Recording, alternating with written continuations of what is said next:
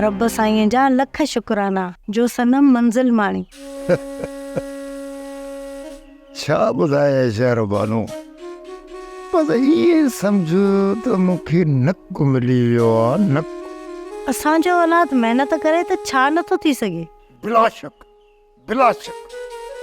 पर अॼुकल्ह जो जेको नौजवान आहे न, रुगो सिफारिशुनि ते बाड़ियो वेठो आहे। मूं बि सिफारिश खे अहमियत ॾिनी ऐं तूं बि सिफारिश ते बाड़ियो वेठो आहे। तूं बि चवंदो आहे त न थी सघंदी सनम ऑफिसर। बरोबर बरोबर, पर सनम साबित कदम रही, साबित करे ॾेखारियईं त महिनत मंज़िल माणे सघे थी। तो ॾिठो न सोजरा? छा ॾिठो? सनम जेॾी महिल ड्रेस में आई त सॼी ॼञ ते ॼण गड़ो किरी पियो। मजाल जो कोई कुझु। वॾी ऑफिसर साहब, पुलिस खाते में चर्चो कोन्हे। वॾी ॻाल्हि आहे बाबा, वॾी ॻाल्हि आहे। कहिड़ा चर्चा बाबा, ही चांहि वठो।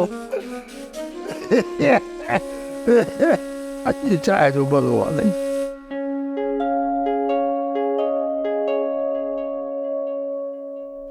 नानी हिकिड़ी आखाणी ॿुधाईंदी हुई। कहिड़ी अम्मा? हिकु गिदड़ खे पनो मिलियो। गिदाड़ीअ खे चयाईं त बेपरवाह थी घुम, ही परवानो मिलियो आहे। छाजो परवानो अम्मा? बाबा खे ख़बर अथव छा थींदो? अॻु में शाख जे कड़ ऐं टापुनि ते घुमण मना हूंदो हो।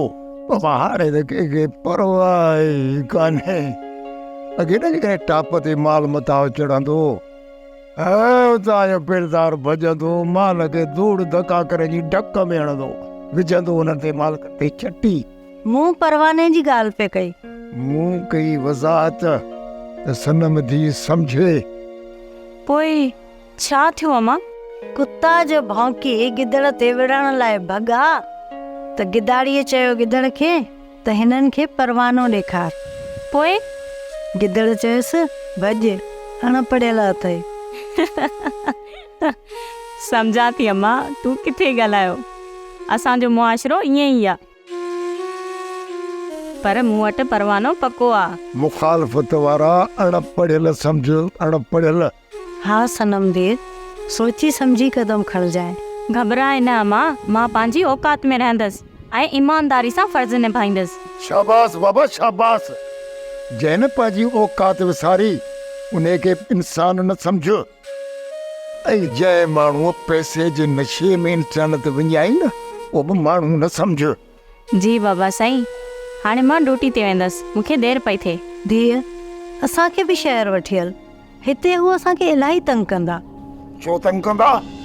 जेकॾहिं तंग कंदा त सुख सां कोन वेहंदा।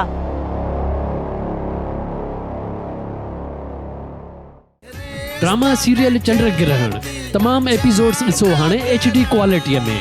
विज़िट करियो असांजो YouTube channel Sindh TV HD drama. Subscribe कयो असांजो official YouTube channel Sindh TV HD drama ऐं वधीक अपडेट लाइ बेल आइकन खे क्लिक करियो।